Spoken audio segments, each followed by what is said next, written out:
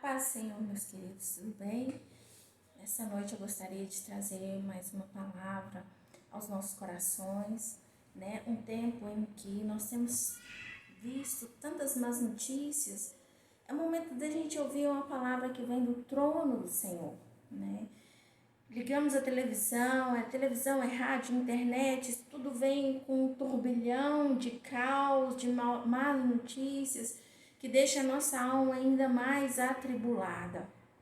Mas nesse momento eu quero trazer uma palavra que vem do coração do Senhor para os nossos corações. E para que nós possamos entender um pouco mais o porquê desse momento de reclusão, esse momento de isolamento. O que o Senhor quer de nós? E aí eu gostaria de compartilhar com vocês uma palavra que está lá no livro de Esdras, capítulo 1, que diz assim: no primeiro ano do reinado de Ciro, rei da Pérsia, a fim de que se cumprisse a palavra do Senhor falada por Jeremias, o Senhor despertou o coração de Ciro, rei da Pérsia, para redigir uma proclamação e divulgá-la em todo o seu reino, nestes termos. Assim diz Ciro, rei da Pérsia: o Senhor, o Deus dos céus, deu-me todos os reinos da terra e designou-me para construir um templo para ele em Jerusalém de Judá. Qualquer do seu povo que esteja entre vocês, que o seu Deus esteja com ele, e que vá a Jerusalém de Judá reconstruir o templo do Senhor, o Deus de Israel, o Deus que em Jerusalém tem a sua morada, e que todo sobrevivente, seja qual for o lugar em que esteja vivendo, receba dos que ali vivem prata, ouro, bens, animais e ofertas voluntárias para o templo de Deus em Jerusalém. Então os líderes das famílias de Judá e de Benjamim, como também os sacerdotes e os levitas, todos aqueles cujo coração Deus despertou, dispuseram-se a ir para Jerusalém e a construir o templo do Senhor. Só até aqui por enquanto. Eu gostaria de falar um pouco sobre esse reconstruir o templo, né? Nós estamos vivendo um momento em que existem propósitos de Deus na nossa vida, de estarmos isolados nesse momento. Não é simplesmente por causa de um vírus, mas existe um propósito de Deus na nossa vida e nós precisamos entender esse propósito, porque nada é por acaso, né? A primeira coisa que eu preciso entender aqui é que Deus vai despertar o coração de quem Ele quiser para falar conosco. Aqui o Senhor despertou o coração do rei Ciro, né? Um homem que não tinha assim um tanto temor do Senhor, né? A história nos conta. Mas também é um livro que quando a gente começa a ler, a estudar o livro de Esdras, a gente começa a entender que é um livro onde se enfatiza a santificação do povo para uma busca do Senhor, para que recebesse as bênçãos do Senhor. E naquele tempo, o templo do Senhor, ele estava destruído. E o Senhor despertou o coração daquele rei para que o templo fosse reconstruído, tá? Então, nós estamos vendo, o que é esse templo? Esse templo somos nós no dia de hoje. Nós somos o templo do Senhor, porque nós somos a habitação do Espírito de Deus, do Espírito Santo. Então, nós somos esse templo. E se hoje o Senhor despertou em meio ao caos, né, um vírus, e despertou autoridades nos colocando presos dentro da nossa própria casa, é porque Deus quer algo muito mais além do que aquilo que nós pensamos de nós. Então, esse momento em que Deus nos colocou dentro de nossas casas é para falar conosco.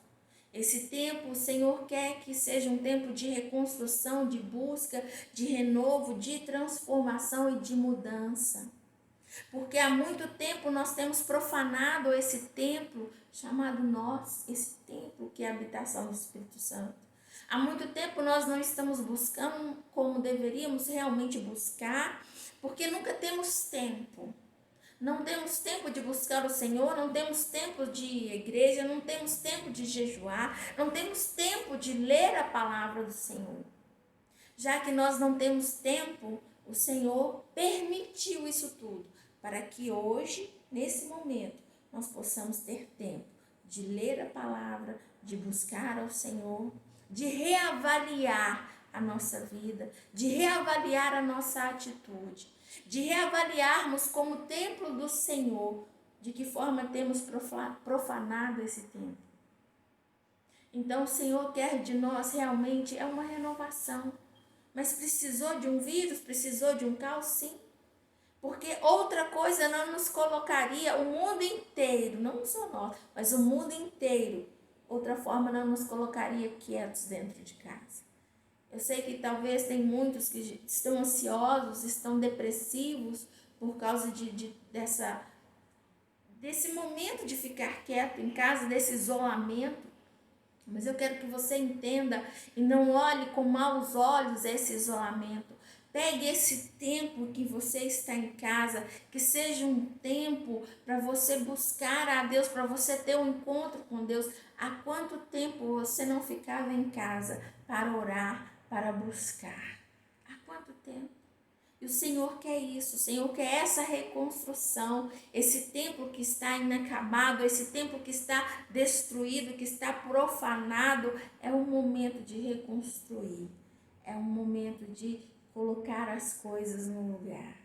E Deus levantou todo esse caos por amor a nós, para que nós possamos nos centralizar, nos focar, nos reconstruir, para recebermos as bênçãos do Senhor.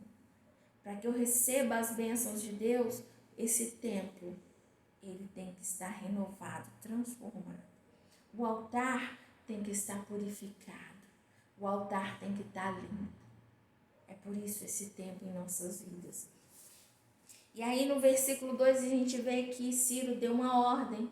Assim diz Ciro, rei da Pérsia: o Senhor, o Deus dos céus, deu-me todos os reinos da terra e designou-me para construir um templo para ele, e para construir um templo para ele em Jerusalém de Judá.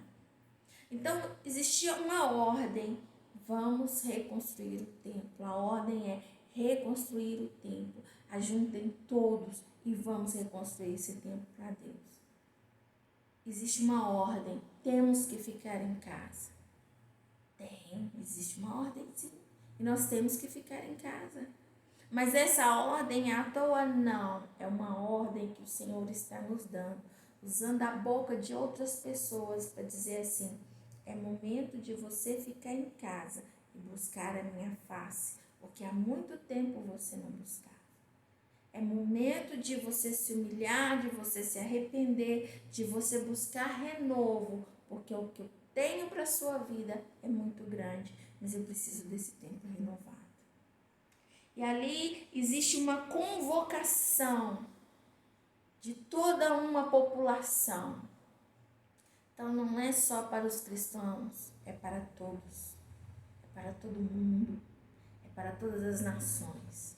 O Senhor parou o mundo para que busque a face dele. Porque em meio a esse caos, muitos que não conhecem o Senhor vão conhecer. Muitos que não tinham fé vão passar a ter. Agora, muitos perderão a sua fé e morrerão? Muitos morrerão. Morrerão, mas uma morte que eu falo, não uma morte física, uma morte espiritual. Por não querer buscar a face do Senhor. Eu falo que nós estamos vivendo um momento muito sensível no mundo espiritual. É uma linha muito tênue. Quando tudo isso acabar, ou você vai estar realmente cheio do Senhor para fazer a obra, para sair, para evangelizar, ou você vai estar morto espiritual. Mas nesse momento, querido, que eu quero profetizar sobre a sua vida é vida, vida. Vida com o Senhor. O que eu quero profetizar na sua vida é alegria. O que eu quero profetizar na sua vida é renovo. É uma transformação que vem do Senhor para nós. É isso que eu quero profetizar na sua vida. Eu não quero que haja uma morte espiritual, mas eu quero que haja uma vida espiritual cheia, renovada, transformada, ungida. abençoada. É isso que eu ministro sobre a sua vida hoje. E é isso que Deus quer de nós. Mas depende de nós agora, esse tempo depende de nós, porque de nada vai valer ficarmos reclusos dentro da nossa casa e não buscarmos a face do Senhor. Porque o que Ele quer de nós é essa reconstrução do tempo. E ali ele fala que vai levantar pessoas, vai enviar recursos. E o Senhor não nos vai deixar ao léu. Assim como no deserto, que o sol estava quente, o Senhor mandava nuvem para que o sol não queimasse. Assim como a noite era fria demais, o Senhor mandava coluna de fogo para esquentar o povo. Assim também será conosco, e tem sido conosco. Por isso acalme o seu coração. Porque naquele momento o Ciro deu uma ordem que todos ajudem. Querido, você não vai passar sozinho, o Senhor está com você. Ele vai trazer recursos, Ele vai abrir portas, não se preocupe, Deus está no controle de todas as coisas, Ele vai prover. Não se preocupe com amanhã, porque amanhã pertence a Ele. Preocupe no hoje, em buscar a presença do Senhor, que é isso que nós precisamos, é isso que Deus quer. Preocupe em hoje, se arrepender, se posicionar verdadeiramente, que é isso que o Senhor quer de nós, nesse momento, nesses dias. E aí, voltando, eu gostaria de falar, ir lá com vocês, lá no capítulo 3 de Esdras. Capítulo 3, versículo 2 e 3 diz assim: Então Jesua, filho de Josadaque, e seus colegas, os sacerdotes, e Zorobabel, filho de Seatiel, e seus companheiros começaram a construir o altar do Deus de Israel, para nele sacrificarem holocaustos, conforme que está escrito na lei de Moisés, homem de Deus. Apesar do receio que tinham dos povos ao redor, construíram um altar sobre a sua base e nele sacrificaram holocaustos ao Senhor, tanto aos sacrifícios da manhã como os da tarde. Preste atenção. A primeira coisa que eles fizeram quando eles foram reconstruir o templo, a primeira coisa eles reconstruíram o altar. Isso nós podemos afirmar no versículo 6, que diz assim: a partir do primeiro dia do 7º mês, começaram a oferecer holocaustos ao Senhor, embora ainda não tivessem sido lançados os alicerces do templo do Senhor. Aquele povo, eles se preocuparam primeiramente em reconstruir o altar. E o que é o altar? O altar é o nosso coração. O altar são as nossas emoções. Coração fala de emoções. Esse é o altar. Esse altar aqui, que é o nosso coração, querido, ele só cabe um, que é o Senhor. E muitas vezes esse altar, esse nosso altar, está cheio de tantos ídolos que o Senhor não está cabendo lá mais. Mas mesmo se tivesse um espaço para Deus, ele não estaria ali. Porque o altar de Deus só cabe Deus, não cabe mais ninguém. E infelizmente o nosso altar, ele está sujo. Ele está cheio de coisas do passado, cheio de pessoas, de filhos, cheio de coisas que não é o Senhor. E o altar só é do Senhor. Por isso, um momento de reconstruir esse altar. Um momento de limpar esse altar. Um momento de reconhecer que somente Deus pode mudar nossa história. Que somente Deus pode trazer renovo. Que somente Deus pode suprir um vazio que está na nossa alma. Somente Deus pode trazer alegria. Somente Deus pode trazer consolo, suprimento para as nossas vidas. Mas muitas vezes nós colocamos todo esse mérito em homens e esperamos em homens. É por isso que Deus quer que nesse momento seja um momento de restauração do altar. E depois ele fala de holocaustos. Holocausto, querido, é um sacrifício vivo. Holocausto é um sacrifício por inteiro. Quando eles entregavam o holocausto no altar do Senhor, eles queimavam por inteiro, todo. O que Deus quer de nós é esse sacrifício vivo por inteiro. Deus nos quer 100%, Ele não quer mais nos dividir com o mundo. Porque nós estamos colocando as coisas do mundo em primeiro lugar na nossa vida. Nós estamos invertendo a palavra do Senhor que diz que buscai primeiro o reino de Deus e a sua justiça e as demais coisas vos serão acrescentadas. Nós estamos buscando primeiramente as demais coisas, depois estamos buscando o Senhor e se sobrar tempo. Porque estamos cansados, porque não temos tempo, porque um monte de porquês. Aí o Senhor pega e nos para. O Senhor para o mundo. E agora não tem desculpa. Agora eu quero 100%. Lá em Romanos capítulo 12, versículos 1 e 2 diz assim: portanto, irmãos, rogo-lhes pelas misericórdias de Deus, que se ofereçam em sacrifício vivo, santo e agradável a Deus. Este é o culto racional de vocês. Não se amoldem ao padrão deste mundo, mas transformem-se pela renovação da sua mente, para que sejam capazes de experimentar e comprovar a boa, agradável e perfeita vontade de Deus. O que o Senhor quer de nós, querido, é esse sacrifício vivo. O que o Senhor quer de nós é exatamente isso, um culto racional. Mas para que haja um culto racional, eu preciso matar o velho homem. Eu preciso me sacrificar. Eu preciso, querido, buscar ao Senhor e abandonar as velhas práticas. Isso é o sacrifício vivo. Mas muitas vezes nós não queremos isso, nós não estamos buscando isso. Mas é isso que o Senhor quer de nós. Para que o Senhor quer isso de nós, esse sacrifício vivo? Para que o Senhor quer que a minha mente seja moldada mediante a vontade dEle, não mediante a vontade do mundo? Porque é o que está escrito no versículo 2, não se amoldem ao padrão deste mundo, mas transformem-se pela renovação da nossa mente. Por que eu preciso renovar a minha mente no Senhor? Para que eu entenda, para que eu experimente, olha o que está escrito no final do versículo 2, para que sejam capazes de experimentar e comprovar a boa, agradável e perfeita vontade de Deus. Porque quando eu estou lá, no velho homem, com as minhas velhas vontades, com as minhas velhas manias, com as minhas velhas ideias, que não estão renovadas no Senhor, mas estão amoldadas no mundo, eu não entendo a vontade de Deus, que é boa, perfeita e agradável.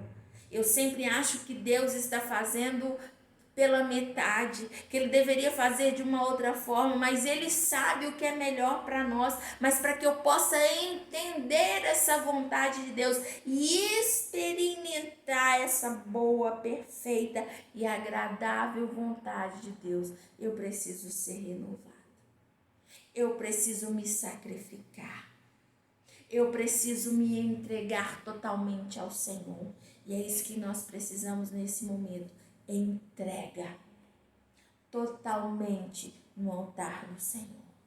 Restauração desse altar, tirar os ídolos e nos entregar 100% ao Senhor, não mais ao mundo, não mais às vontades do mundo, não mais querer agradar o homem, mas querer agradar a Deus em primeiro lugar.